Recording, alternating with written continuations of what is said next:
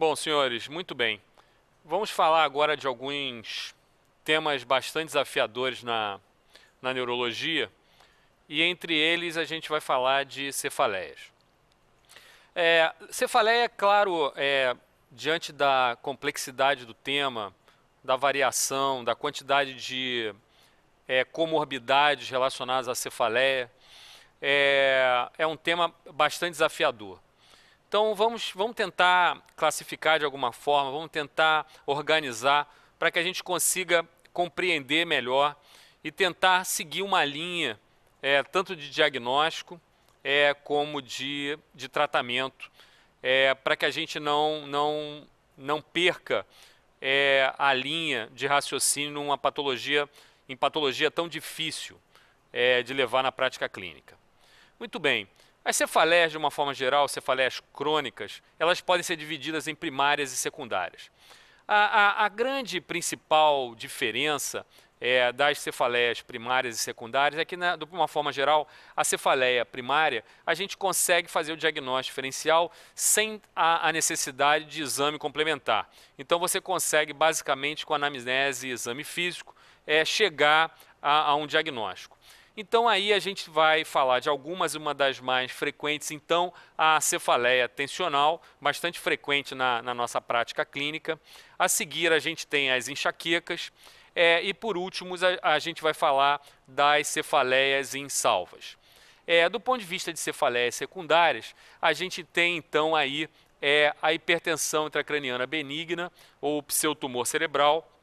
A gente pode ter aí também a arterite temporal, levando a uma condição de cefaleia, e a neuralgia do trigêmeo, que na realidade se comporta com uma sensação de dor importante, que geralmente irradia numa hemiface, relacionada à raiz do trigêmeo, do quinto par craniano pela classificação de Vic-Dazier, e que habitualmente é tratado com o uso de carbamazepina. E nós vamos conversar um pouco melhor mais à frente, mas é importante lembrar que a neuralgia do trigêmeo, ela lembra um pouco aquela sensação da dor dentária, da dor de ouvido, da dor, de uma dor de difícil interpretação, uma dor incômoda, que lembra muitas vezes, claro, essa dor de dente, com uma sensação muitas vezes de difícil localização. Bom, continuando a nossa abordagem, vamos tentar então falar um pouco do diagnóstico das cefaleias. Bom, o que a gente precisa? Basicamente então anamnese e muitas vezes um exame de imagem, e entre eles os principais exames de imagem, a tomografia computadorizada e a ressonância nuclear magnética. Claro, na anamnese a gente vai ter aí a intensidade da dor, a localização, a apresentação da dor, o que faz melhorar, o que faz piorar. A gente geralmente pode ter essa cefaleia muitas vezes pulsátil, uma cefaleia que ela é holocraniana, pegando todo o crânio, hemicraniana, e por aí vai. E muitas vezes a gente vai ser obrigado a fazer uso de algum método de imagem, entre eles a tomografia, claro, e a ressonância, para poder fechar o diagnóstico. E aí, quando é que a gente vai pedir, né? Quando é que a gente vai fazer uso do exame complementar?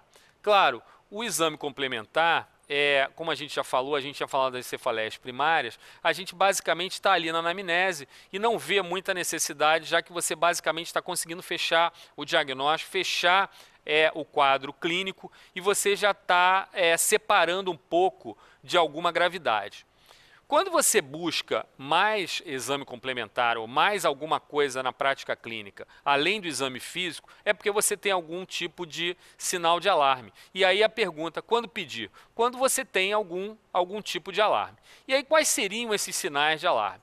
Claro, pacientes idosos, pacientes após 50, 55 anos, porque a gente já começa a pensar em patologias mais graves, início súbito intenso, e aí a gente, claro, pensa em hemorragia subaracnoide, situações em que você tem que estar preocupado com outras comorbidades que podem levar o doente a uma internação ainda em terapia intensiva. Então, cefaleias que começam subitamente, que tem uma grande intensidade na sua dor e que levam o doente a algum outro quadro clínico complementar àquele inicial, que é basicamente a cefaleia. A progressão, como é que é isso? Como é que se altera essa cefaleia? Se aumenta a frequência, ou seja, o doente que tinha muitas vezes uma cefaleia que habitualmente era normal para ele, apresentava cefaleia uma vez por mês, uma cefaleia que às vezes acometia uma vez por semana, ele passa a ter um aumento da frequência dessa cefaleia, coisa que ele não tinha antes, ou seja, chama atenção a ele uma mudança na apresentação clínica e até na sua própria história de vida. A intensidade, como eu já falei anteriormente, aumenta muito a intensidade. O doente tem uma cefaleia que é considerada normal para ele e, de repente, ele passa a ter uma intensidade muito maior. Refratariedade ao uso de drogas, ou seja, o doente que melhorava, paciente que tomava, como qualquer um de nós, tomava um analgésico qualquer, aspirina ou Tilenol, e a cefaleia passava.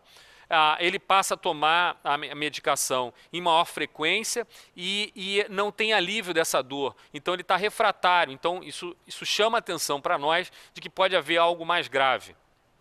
A mudança da característica, como eu já falei anteriormente, às vezes é uma cefaleia simples, uma cefaleia que lembra a cefaleia tensional, que nós vamos falar mais à frente, uma pequena opressão na região temporal, uni ou bilateral, e no entanto essa cefaleia toma uma característica holocraniana, mudando a sua característica inicial e aí chamando a atenção do paciente.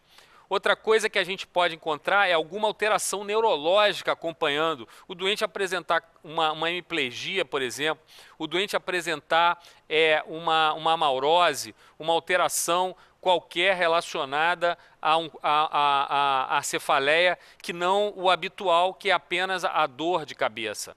E a definição de cefaleia é exatamente isso, essa dor é diferente do habitual. Bom, sinais que acompanhem, sinais de infecção, por exemplo, doente ter febre, alteração do hemograma, calafrio, onde você tem que pensar que esse doente pode estar tendo uma cefaleia associada a um quadro infeccioso do sistema nervoso central. Ou ainda, essa mudança da característica da cefaleia, principalmente acompanhando pacientes idosos, que você tem que pensar que você pode estar diante de uma metástase no sistema nervoso central, uma cefaleia que vai aumentando porque há edema peritumoral, há hipertensão intracraniana, ou ainda nos casos que acompanham os doentes com HIV positivo, com AIDS, em que o doente pode estar fazendo uma apresentação nova no sistema nervoso central, desde toxo, ou ainda tuberculose, ou ainda um criptococcus, enfim, você ter alguma alteração nova que é correlacionada à patologia, uma patologia de base. Bom, falando em cefaleias, a gente já havia classificado anteriormente em primária e secundária. Vamos falar então de uma cefaleia comum na nossa prática clínica, que é a cefaleia tensional. E o que é a cefaleia tensional e qual é a apresentação mais comum, epidemiologicamente falando? Então vamos lá. Epidemiologicamente falando, então, a cefaleia tensional é mais comum em mulheres, a gente está habituado a ver isso na prática clínica. Ela geralmente é de característica opressiva, ela pode ser uni ou bilateral, mas de preferência bilateral, ela dá essa sensação de opressão bilateral.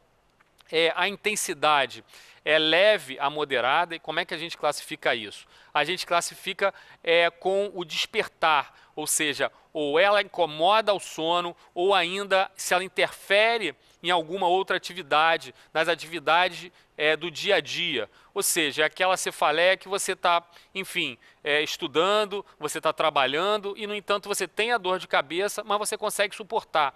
Você não é obrigado a parar o seu afazer, ou não interfere de forma importante no seu afazer, ou ainda não te acorda durante o sono. Então, uma cefaleia leve a moderada. Então, a cefaleia tensional costuma ser assim.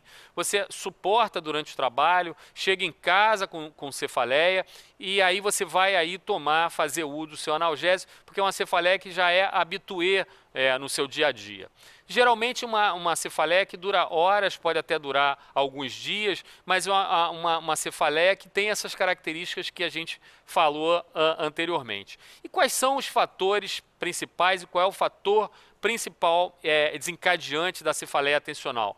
Claro, é o estresse, é aquela situação do dia a dia que te leva a ter uma contratura muitas vezes dos músculos da face, que te leva muitas vezes a estar ali contraído, tenso, e que leva a essa sensação da cefaleia tensional e que costuma ter uma intensidade leve a moderada.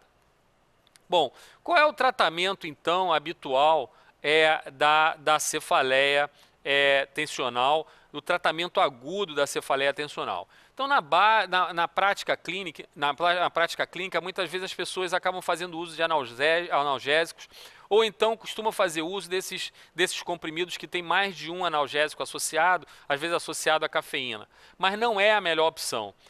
Na cefaleia tensional, o ideal é que se faça um analgésico único. Muitas vezes, quando se usa essas associações de analgésicos com cafeína, acaba levando a rebote no futuro. Então, o tratamento agudo geralmente é com analgésicos e muitas vezes anti-inflamatórios, podem ser usados isoladamente. Funcionam muito bem, mas se viu também que, como há essa coisa da tensão relacionada ao estresse, do afazer, da responsabilidade, os miorrelaxantes parecem também interferir importantemente na melhora do tratamento agudo da cefaleia tensional. Daí a gente vê algumas vezes as pessoas usando comprimidos que têm associação do analgésico com o relaxante muscular. Bom, e como é que a gente faz a profilaxia da cefaleia tensional? A profilaxia, na realidade, ela só começa a se fazer preponderante quando você tem uma cefaleia tensional mantida, ou seja, essa pessoa vive sob uma situação de estresse, não vem conseguindo reverter essa situação, e aí essa cefaleia ela se torna crônica. O doente passa a ter mais de 15 por mês ou 180 por ano.